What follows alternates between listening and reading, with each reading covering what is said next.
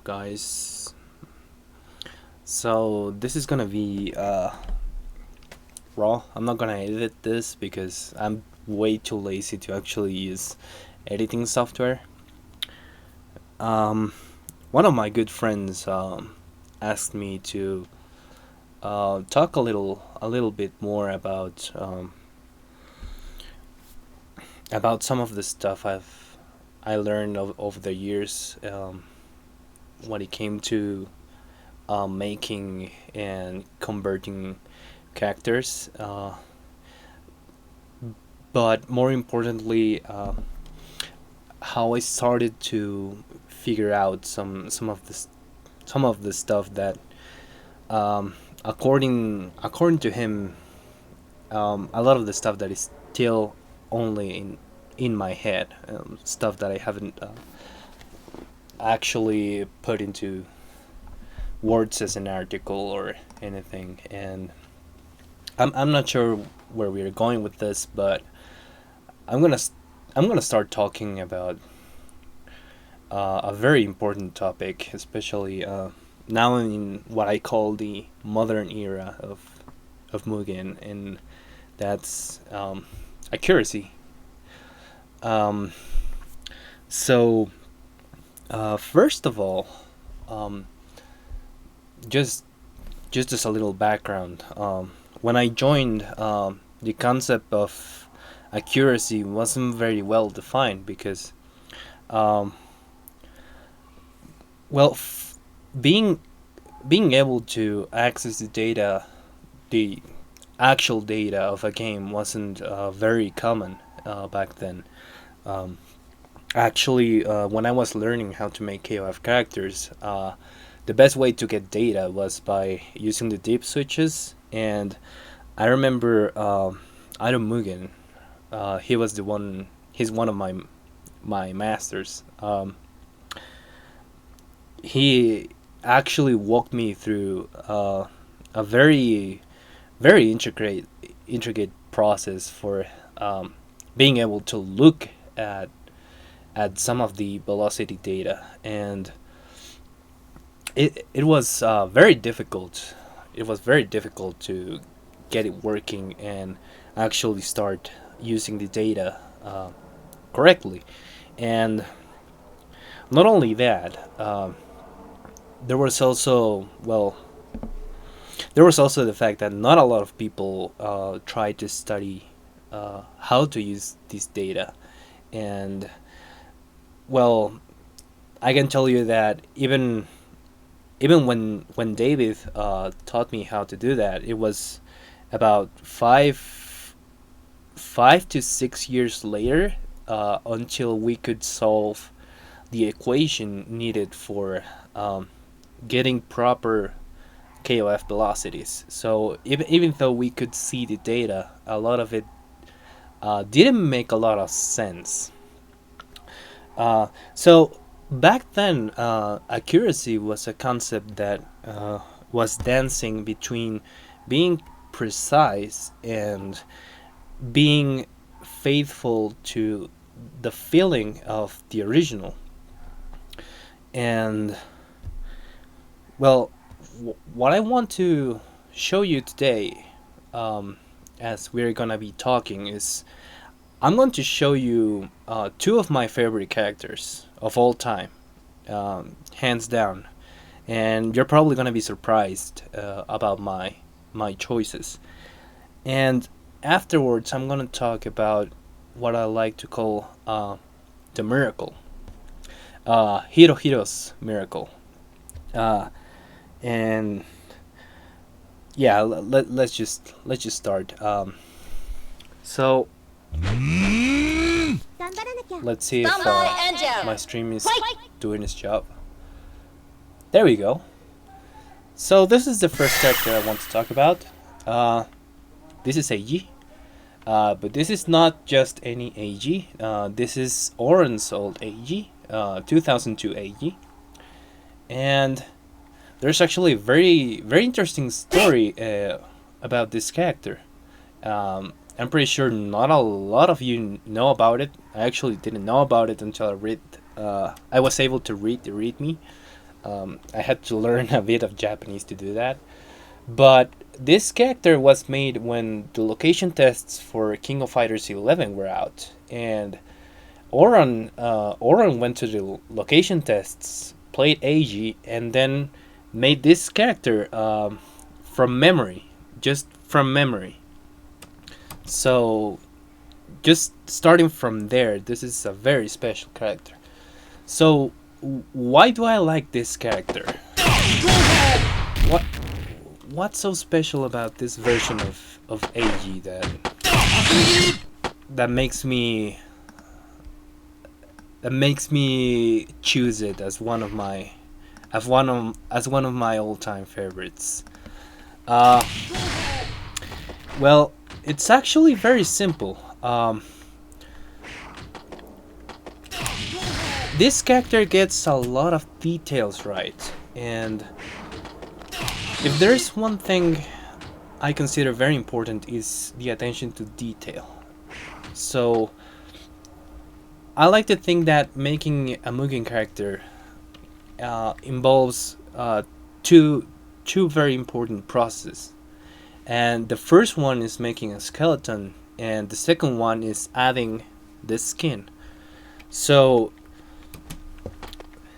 when you're making this skeleton, you're trying to emulate the game in first instance. So when you're creating a skeleton, you at least have some sort of idea or sense of what you're trying to achieve, probably influenced by another fighting game. We all start this way, and when we make our skeleton, we try to follow the rules of that game we are thinking about. So when you're making a KOF character, you're trying to make a skeleton that fits into the mold of KOF. So there's basic rules that KOF follows.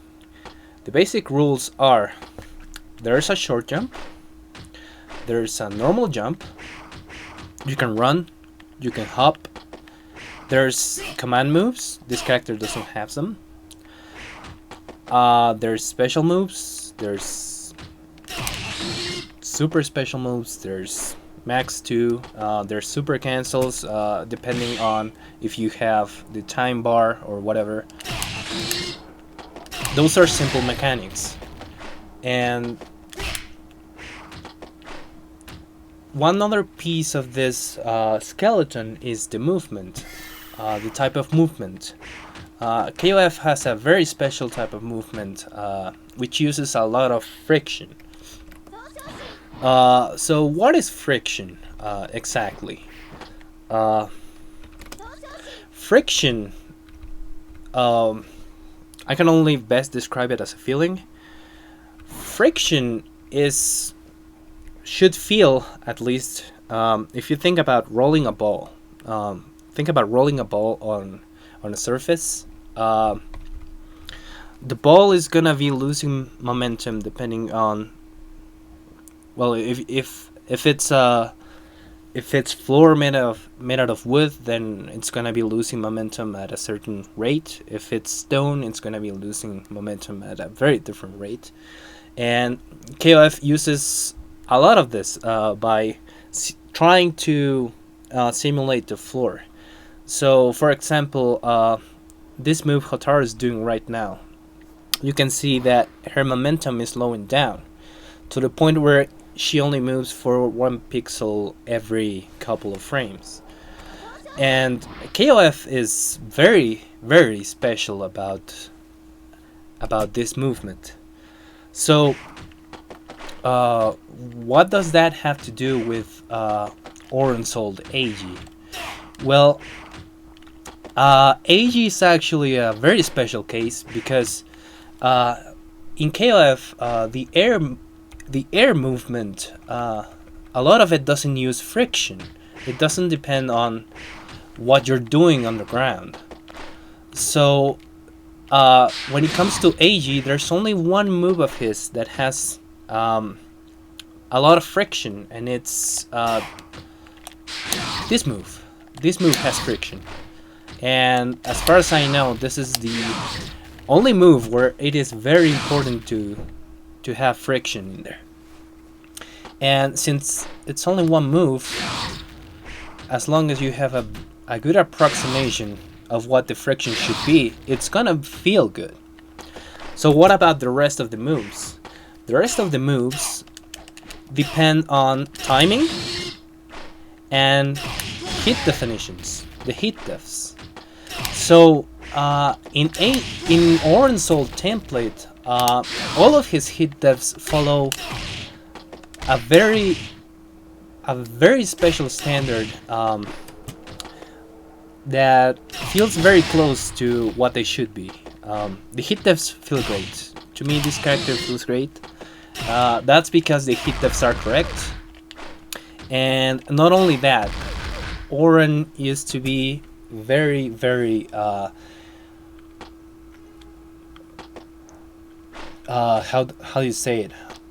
He used to be very careful in terms of which sounds to use, which hit sparks to use, and he followed KOF rules very well.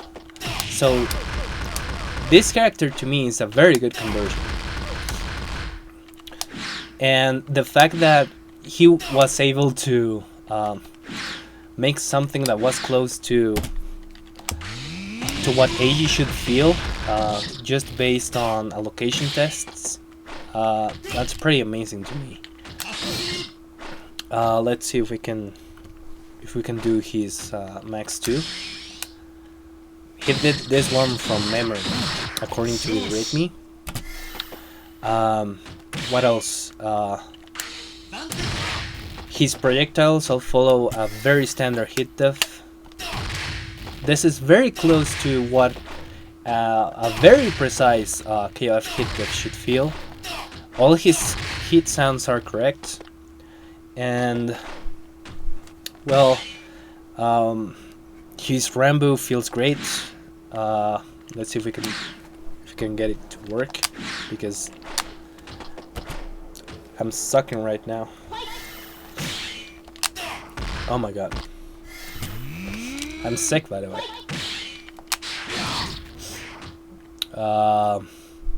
The command is supposed to be the one in Auto Fighting 2, but I forgot what it was.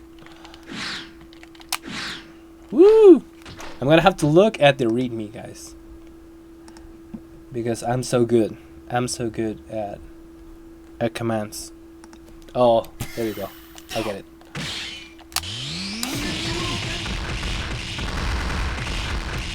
Every single sound he uses, every single spark. Oh yeah, that's a bug on my end. Sorry about that. I will fix it. But just so we can look at it without that bug.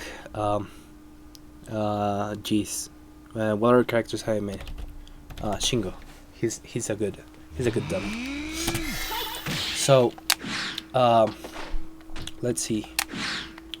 No, do it. There you go. So every single hit spark, every single hit sound, they're all correct. All of his choices are correct. This character was made by someone that has studied a lot of KOF 2002. And well, that's AG. This is actually my favorite version of AG. Second to the very first AG from King of Fighters Cillian. And I like that AG better because it further expanded the hit defs to fully include all of the KF 2002 system, especially slide hits. So we're going to take a look at my second favorite character of this, and that's his Terry. I really like this Terry. I really like this Terry. And I liked this Terry so much that when I made my own Terry, all I wanted to do was make a vastly improved version of this. So what is so special about this Terry? Well, this Terry follows the same hit diffs as AG, so there's consistency, and it uses the 2003 sprite set, but this Terry doesn't feel like 2003 Terry, nor 11 Terry. This was actually built thinking of 2002 Terry, and it feels great. And one of the reasons why is because, well, a lot of Terry's moves don't use friction. In fact, Power Dunk here, this move, is very simple. This move actually uses a constant gravity and a constant velocity for the horizontal movement. So it's very easy to make something that feels similar without actually looking at the data. The only move Terry has that relies a lot on friction is power. Is this called power charge? Power shoot? I guess, yeah, it's still power charge, right? Well, the only move that uses a lot of friction is this power charge. And if you get a good approximation of how it should feel, then it's gonna feel right. After that, all the details Oren got right, which is all the hit sounds, all the hit sparks. His pause times also followed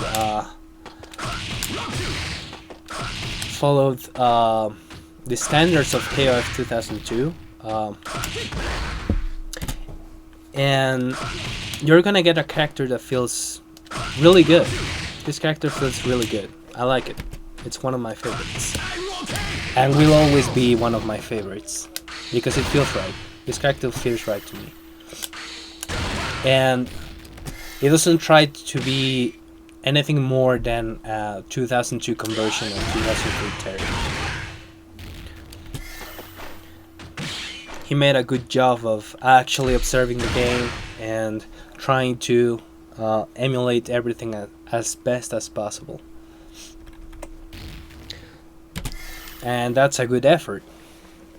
But, well, when you start converting characters and you get to this point, like Oren, in my opinion, Oren has a very solid base for 2002 in AG and in Terry.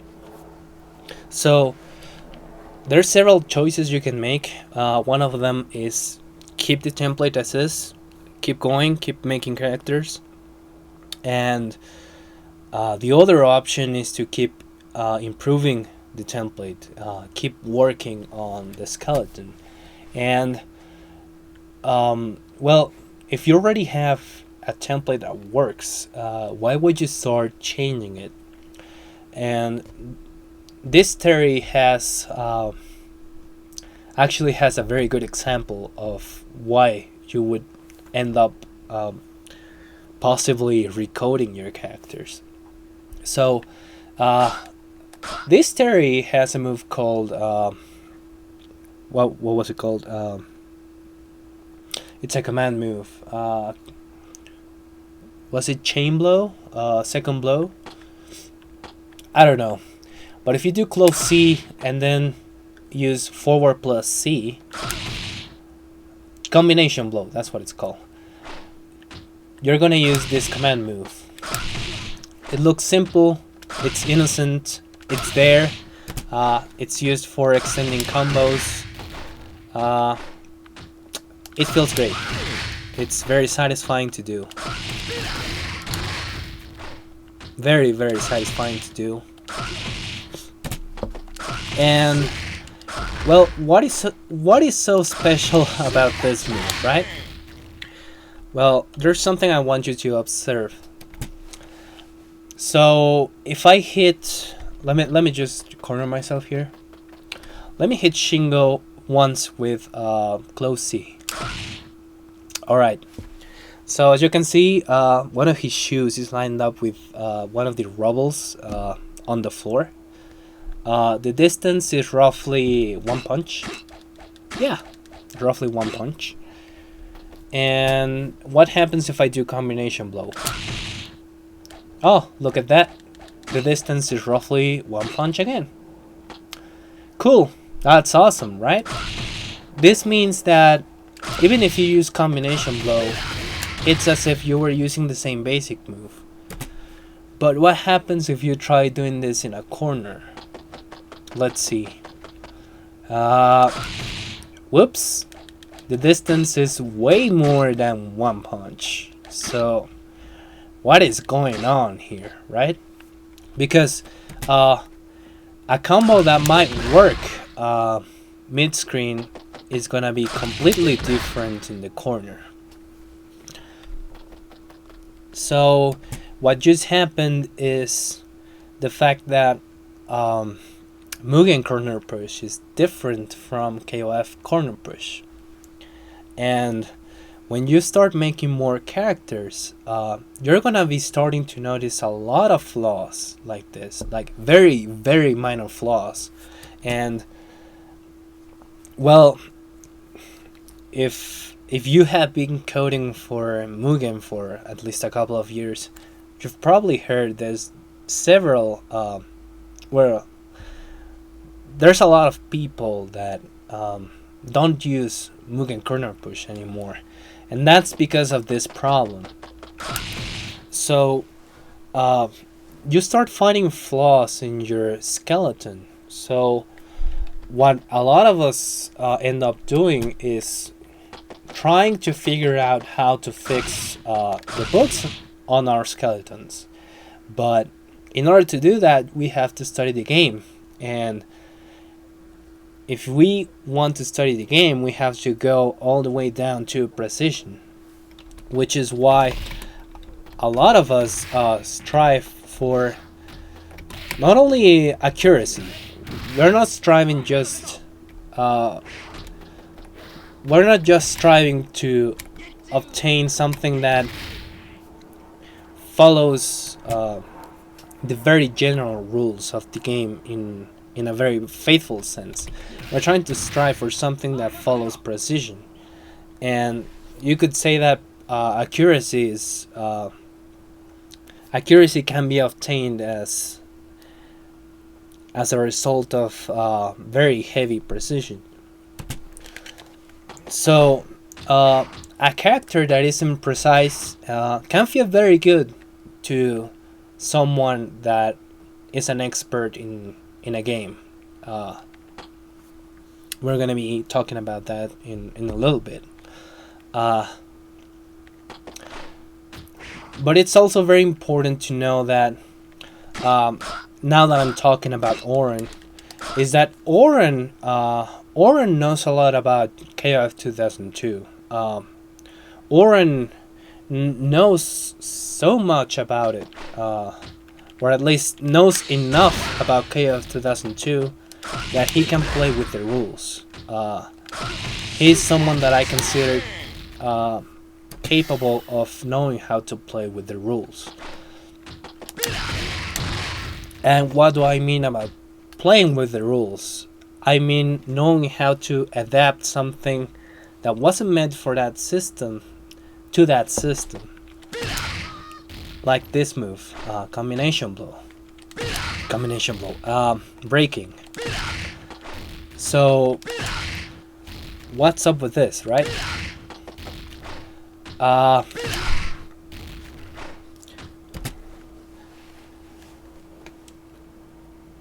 In King of Fighters 2003 and 11, there are several types of hit deaths.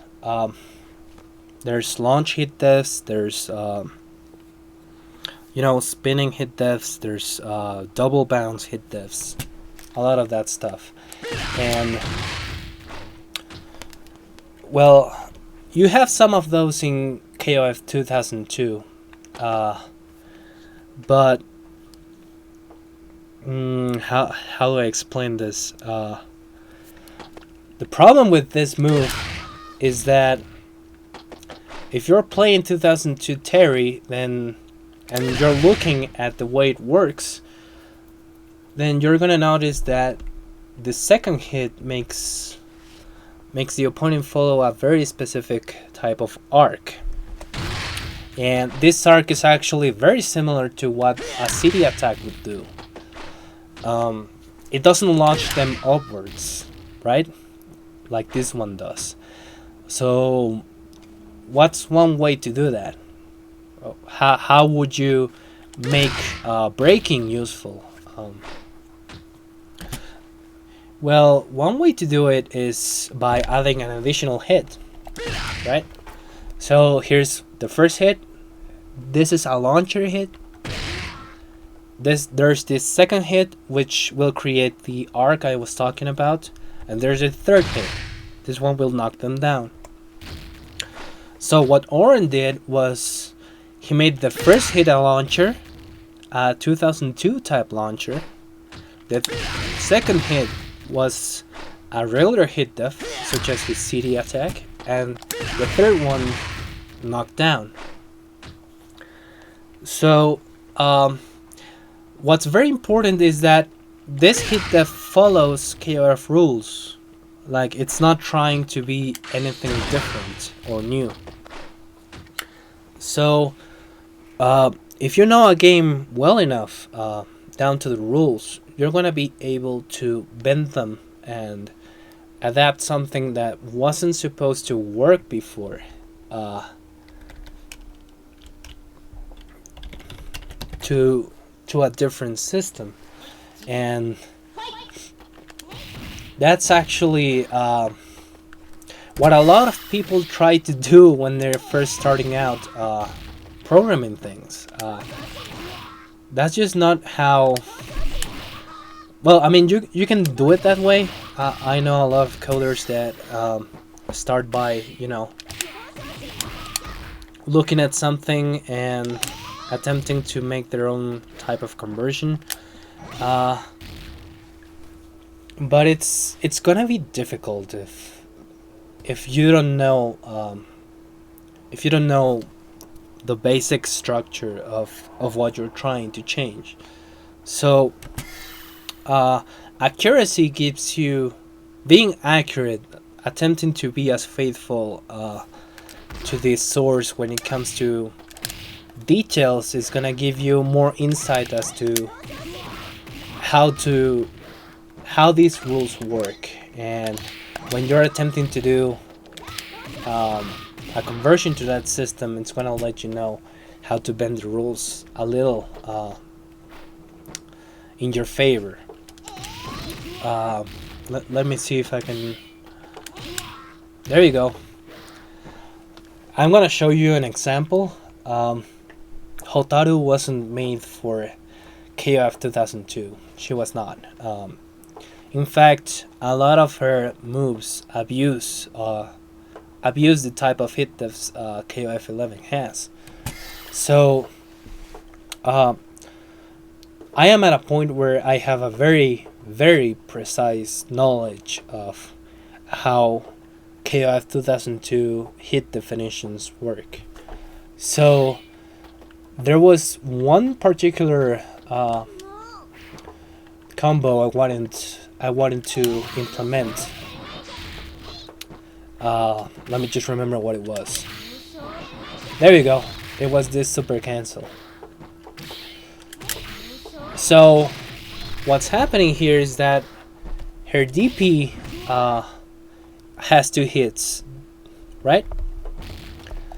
So the first hit is a launcher. This is a 2002 type launcher, which has been modified. So how did I change this launcher? When I started studying the way this type of hit definition worked, I realized that a lot of them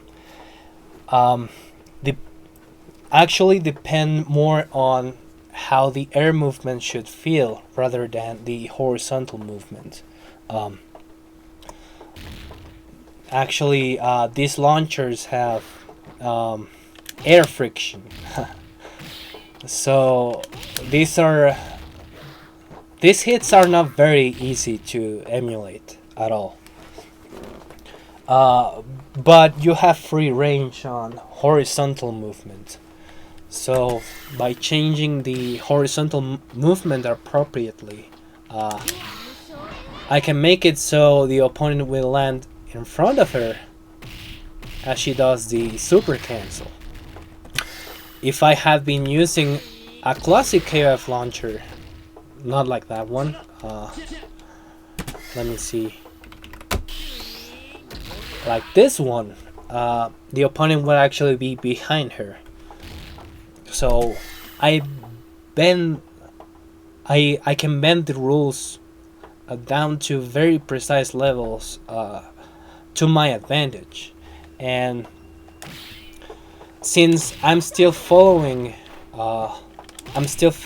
the, I don't know, the laws of KOF by having this move work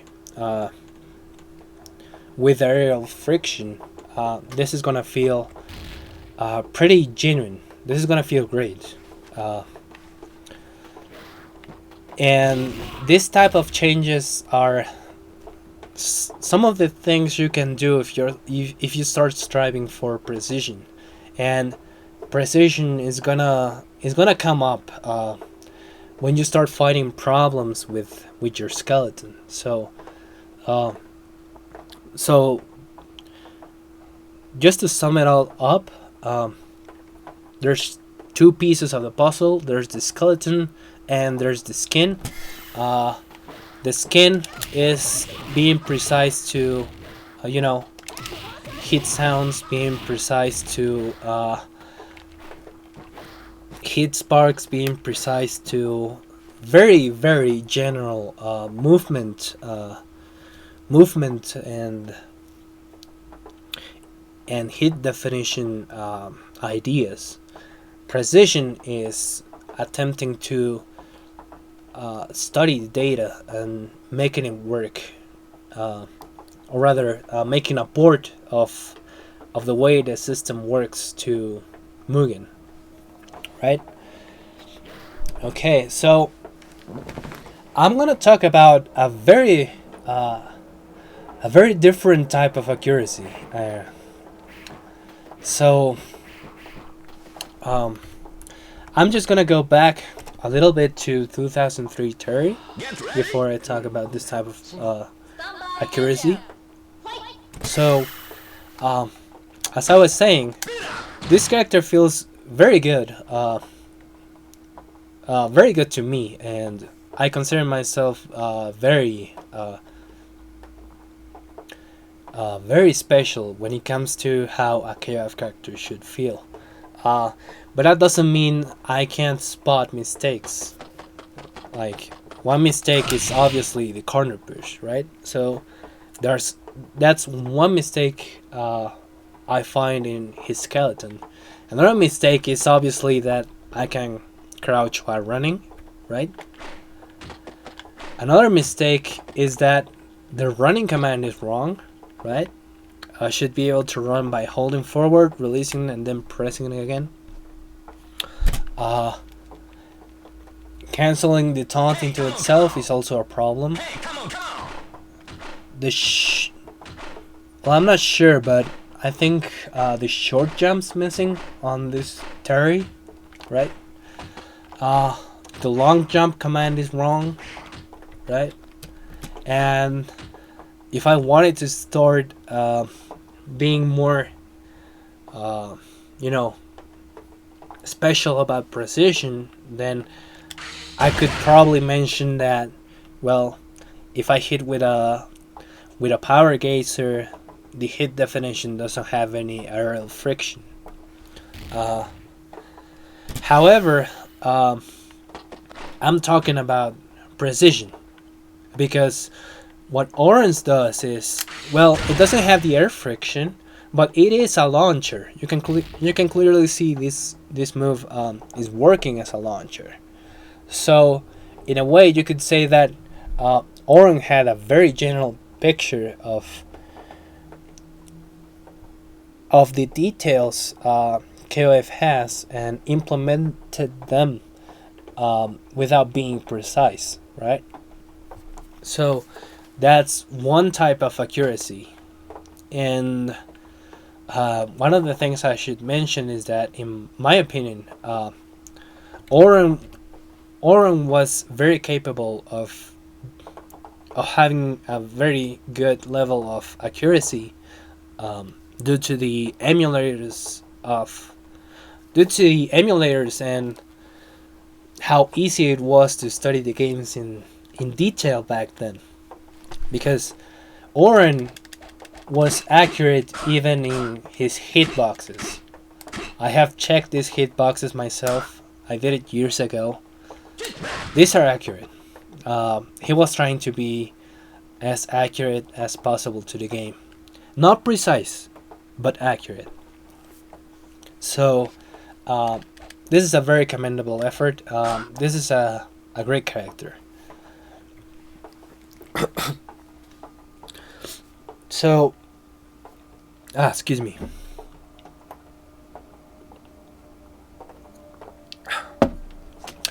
So now that we have talked about Oren, I'm gonna talk about the miracle, right? The miracle. So I'm going to be talking about a piece of work. It has to do with KOF, obviously. But this piece of work is not precise. Nothing in this game is precise. Nothing. I have checked. However, the content is good enough to fool any KOF coder, in my opinion. This game is incredible in my eyes. It's a miracle. This game is what I like to call a miracle, and that's SVP by Hero Hero. So, this game has a very, very special level of precision that I want to talk about. So, to talk about this, I'm gonna pick Terry again. Where are you? There you go. Doesn't matter who the dummy is. So this is SVP by Hero Hero, and a lot of you have seen me find silly things in this game. Some of the characters are too strong; they're broken. Some features do not work, but to be blunt, this is the most accurate. This is the most KOF accurate game in existence, and this is what I like to call a true miracle. Why? Why is this game a miracle? Well, Oren had a very superficial type of accuracy. He wasn't precise when it came to velocities because they were hard to understand, right? So, if you can't be 100% precise when it comes to velocities, then what can you do? Well, you can follow the same principle you were following when it came to when it came to following details from the game, right? So what this game does is that it doesn't have precision when it comes to the data, but it has precision when it comes to the methods and the way the game makes things work. So I'm gonna take a look at Power Gazer. I don't think this is the one I want. I might be needing triple geyser here. No, what do I want to do? There, I'm gonna use this move. So let's talk about this move. Right, this is power dunk, and just like Orin, it's 3 hits, right? And just like I told you before, the first one is a launcher, the second one follows an arc, the third one knocks down. But there's a very fundamental difference in terms of how this game implemented this move and the way Orin implemented his move, and that's the way the hit definitions work. So, in SVP, the launchers, this type of hit definitions, actually have air friction in them. All of the launchers in SVP have air friction, right? But the actual hit definition isn't precise to KOF. It doesn't use data from the game. However, since it's using air friction, it's attempting to emulate the game as close as possible in terms of feeling, right? And that's also true for the hit defs that knock down, right? If you have played a lot of KOF, you would know that there's this special animation where the character hits the ground and they bounce on their back and then they fall, right? So SVP actually tries to emulate every single one of these details. So in comparison to Orin, it's going one step ahead by attempting to do precision for those very small details, very particular details. And this is something that is actually this is true. The more details, every single detail adds a layer of, how can I say this? Details are like layers, right?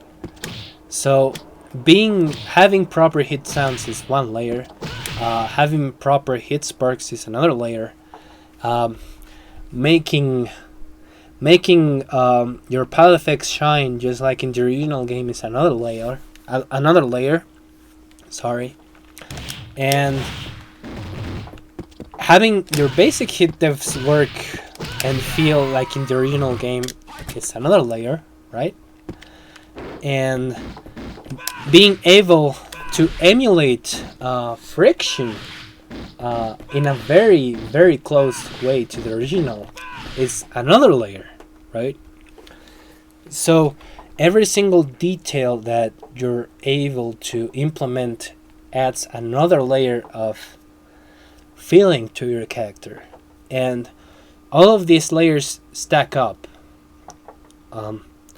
So with just enough layers you can fool experts.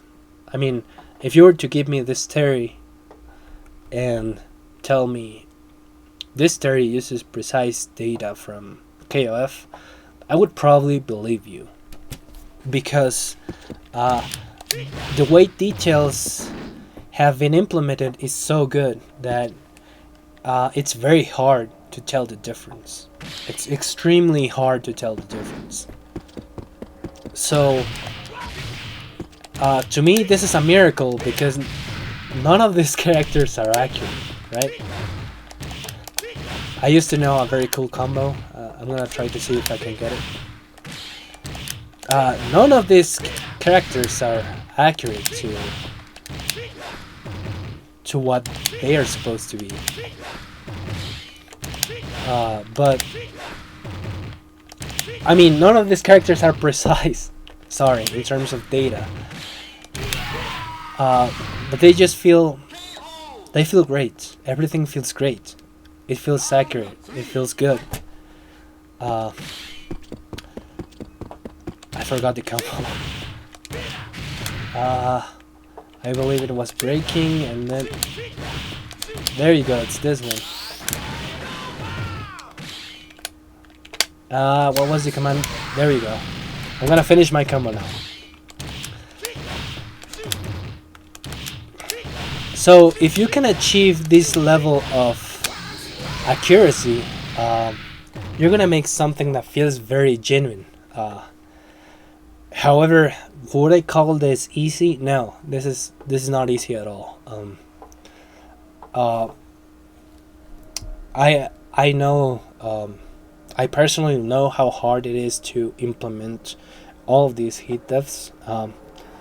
It's actually a quest that has been taking years, and the fact that this man did it without attempting to be precise is just very impressive to me. So that's another important aspect of knowing the game, right?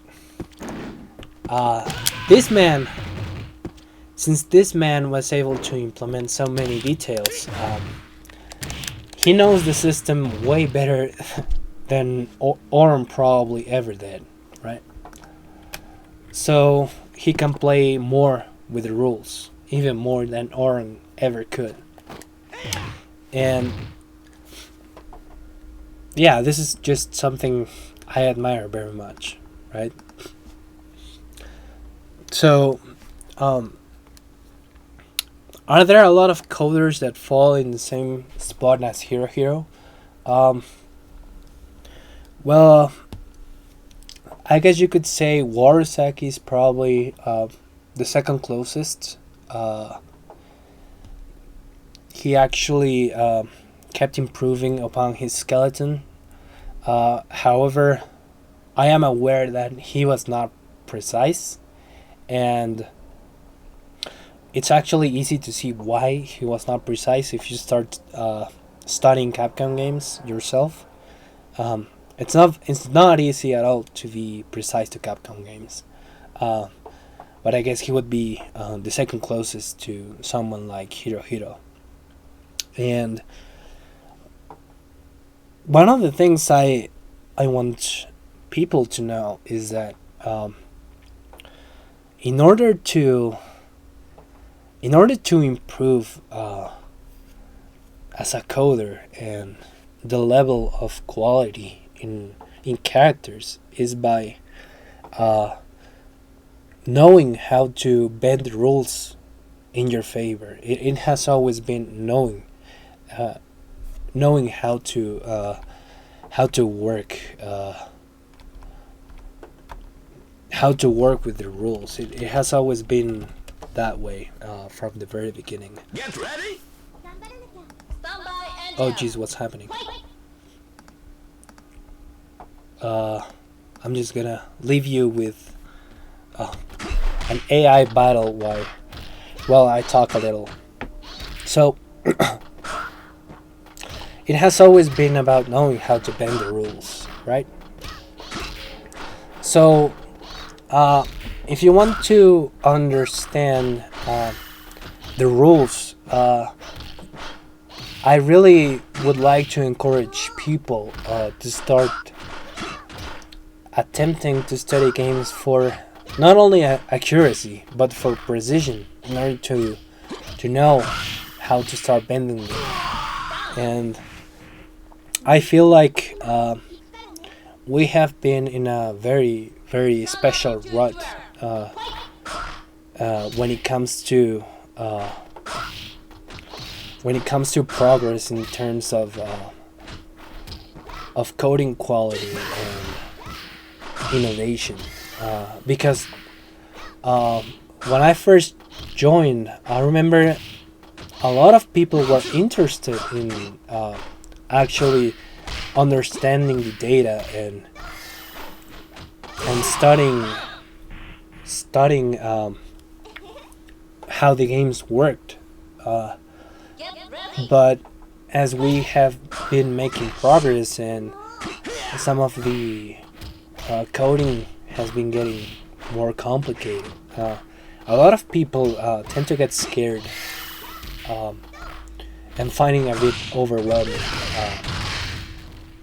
to start studying games that way. And the only thing I can say about that is that you should not be scared, because many of us, many of the people that study games for precision are making things, are trying to make things easy for newcomers to, just start making, start playing around with the skeletons. A lot of us actually provide the skeleton with comments in it, so it serves as a good starting point for newcomers. I don't think people should be scared. I think more people should attempt to, or should attempt at least one conversion, striving for accuracy, so they can start looking at game rules in more detail. And just as personal experience, I can tell you that your coding is gonna improve, because you're gonna run down everything down to, you're just gonna understand everything down to basics, right? And if the basics are correct, then the rest is just gonna, fall into place, right? Basics are the most important part. The movement, understanding why the movement is the way it is, understanding why hit definitions are the way they are, maybe even having some corner push problems yourself, so you can understand why a lot of us ended up changing to a completely different system, right? And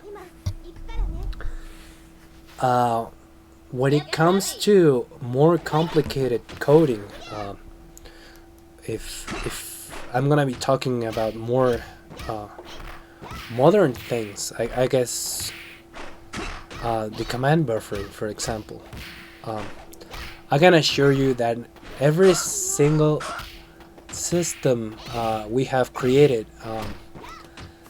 was created because we found a hole in our skeletons, right?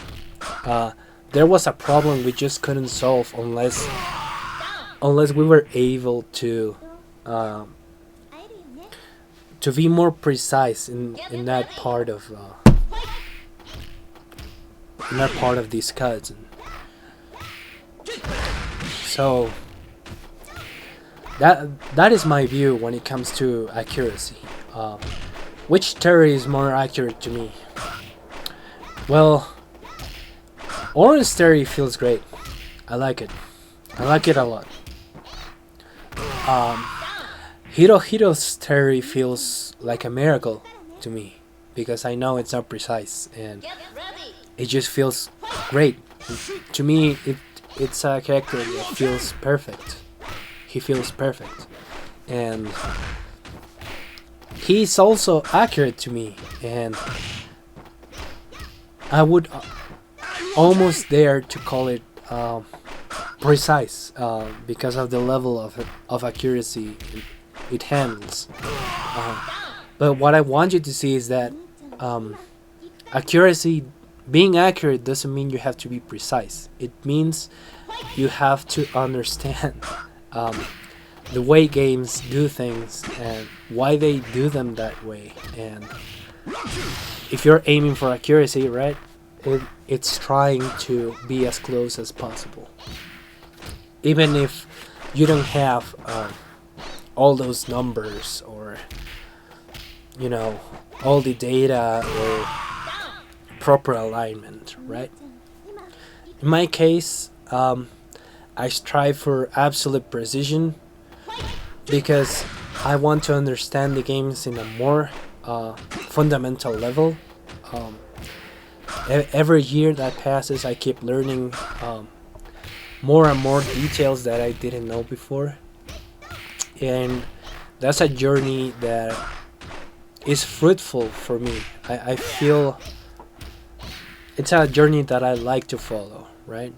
And accuracy, again, is something that comes out as a product of being precise, and being precise has helped me improve myself as a coder.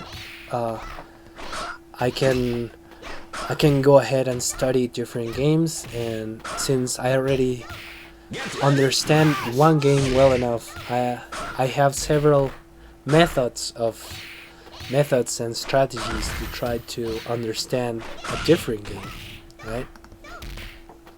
And that is also true for coding. I have many coding techniques that came about when I tried to be more precise to different aspects of KOF. So I guess that's all I'm gonna be talking about today. Um, this was pretty long. This was about an hour long. Um, if you like this type of content, then let me know. Uh, I'm not usually very open about my views on certain aspects of Mugen.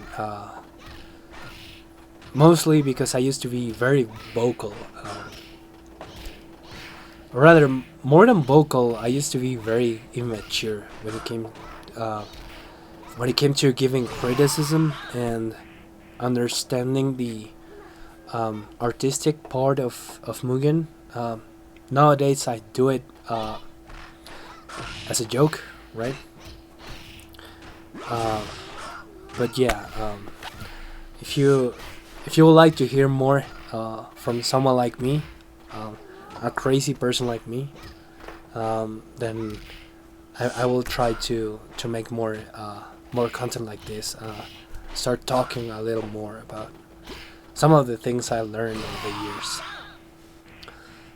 So that's gonna be it for today. I hope you enjoyed it. I'm out of voice already, as you can tell. So I'm gonna have to drink something and rest for a while. And yeah, that's gonna be it for today. So I'll see you later, guys.